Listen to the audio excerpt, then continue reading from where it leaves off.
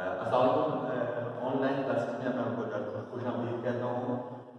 आज का जो ऑनलाइन लेक्चर है ये लेक्चर प्रैक्टिकल के बारे में है। ये इसकी दो क्लासेस के लिए है। पहली है हमारे पास CIT सेकेंड ईयर, जिनका सब्जेक्ट है micro processor architecture and assembly language, और इसका कोड है CIT 235। और दूसरी क्लास जो है वो हमारे पास है इलेक्ट्रॉनिक्स थर्ड ईयर, जिनका सब्जेक्ट है कंप्यूटर आर्किटेक्चर, और इसका कोड है ELT 314। और जो टॉपिक है, जो प्रैक्टिकल है, जो हमें टॉपिक में लिखना है वो है an assembly program to add two numbers. An assembly program to add two numbers ये बड़ा प्रैक्टिकल है। इसमें मैंने आपको जो हमारी रेगुलर क्लासेस होती थी उसमें मैंने आपको ये प्रोग्राम लिखवाया था, ठीक है। हमने स्टार्ट किया था डाटा सेगमेंट से। मैंने आपको ये बताया था नंबर 1 वैल्यूज होती हैं DB, डाटा इन बाइट्स। उसके बाद हम वैल्यू कोई सी वैल्यू देते हैं। एक तो हमने दो नंबर्स को ऐड करना है तो हमने दो वैल्यू यहाँ पे इंटर करनी है, एक num1 होगी, एक num2 होगी, और उसके बाद जो रिजल्ट होगा वो भी डाटा इन बाइट्स में होगा। DB का मतलब डाटा इन बाइट्स होता है, वो हमें भी मालूम नहीं है, वो हमने फाइंड आउट करना है। यहाँ पे एंड का मतलब कि हमारा जो डाटा सेगमेंट है यार वो यहाँ पे एंड हो रहा है, ठीक है।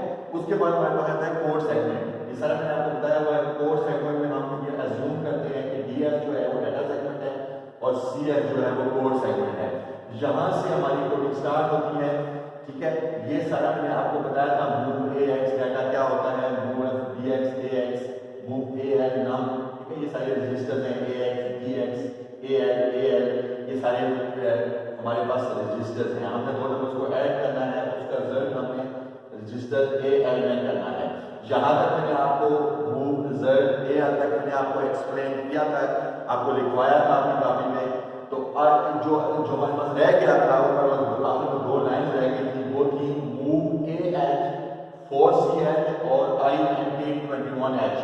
ये मैंने लिखा है move AH 4CH INT 21H। ये क्या होता है, ये मैंने लिखा है कि ये जो दो लाइनें हैं हमारे पास मूव AH 4CH और INT 21H, ये है the above two line codes are used to exit to DOS or to exit to operating system। जब AH 4CH लिखा होगा, ये INT का मतलब इंटरप्ट होता है, ठीक है।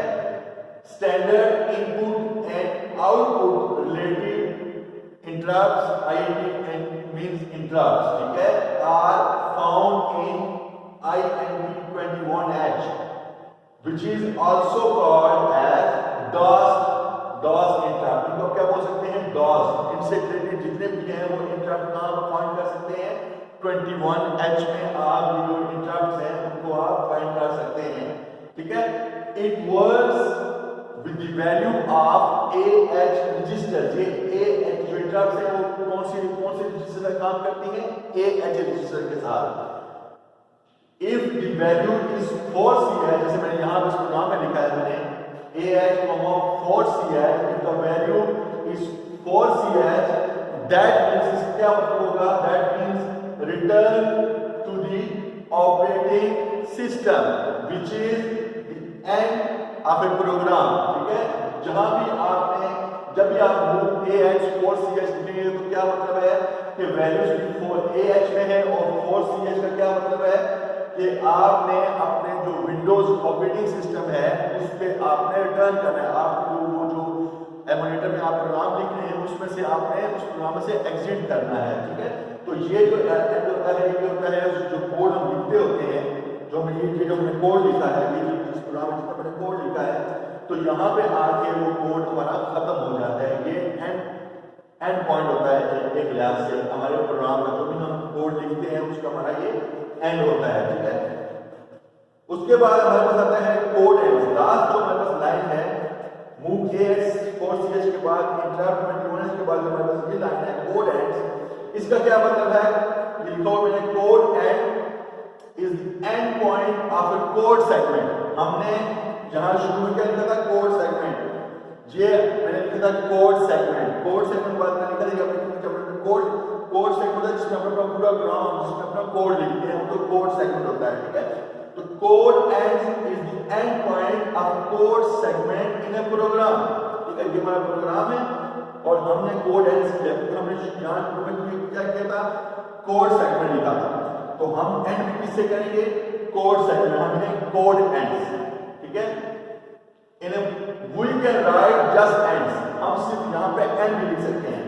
कोड को हटाने के बाद यहाँ पे हम सिर्फ इसको हटा दें, हम एंड भी लिख सकते हैं, लेकिन हम कोड एंड्स किसलिए लिखते हैं, but to differentiate the end of which segment, हमने कौन सा सेगमेंट यूज किया हुआ है, हमने यहाँ पे कौन सा यूज किया था, कोड सेगमेंट, ठीक है। तो हमने इसको हमने क्या किया, इसलिए हमने इसको यहाँ पे क्या लिख दिया, हमने इसको कोड लिख दिया, तो कोड सेगमेंट है, तो हमने इसको यहाँ पे कोड एंड लिख दिया। हम सिर्फ एंड भी लिख सकते हैं, लेकिन ये पता करने के लिए कि हमने कौन से कोड को एंड किया है, तो कोड सेगमेंट था, कोड सेगमेंट था, तो हमने यहाँ पे इस कोड को हमने यहाँ पे एंड कर दिया, ठीक है।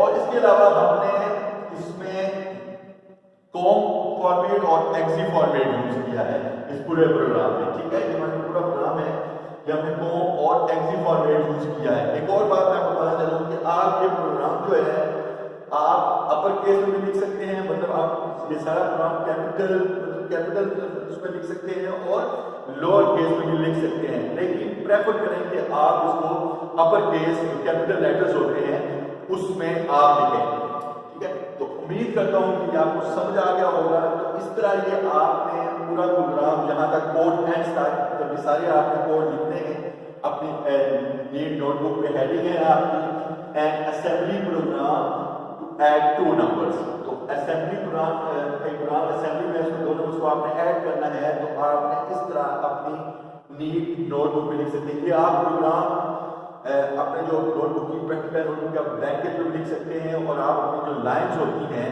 जो लाइंस का पेज होता है उसमें भी आप लिख सकते हैं। तो मैं आपसे ये कहूँगा कि आप ये जो है प्रोग्राम जो है ये आप अपने ब्लैंक पेज में लिखने प्रैक्टिकल नोट और जो उसकी डिटेल मैंने आपको बताई थी, क्लासेस में बताई थी, और आज जो मैंने एंड किया है ये जो आप आज बता रहा हूँ, ये भी आप अपने लाइन्स वाली कॉपी पे लाइन वाले पेज पे आप लिखें। तो उम्मीद करता हूँ कि आपको समझ आया होगा। नेक्स्ट लेक्चर तक के लिए अल्लाह हाफिज़, थैंक यू।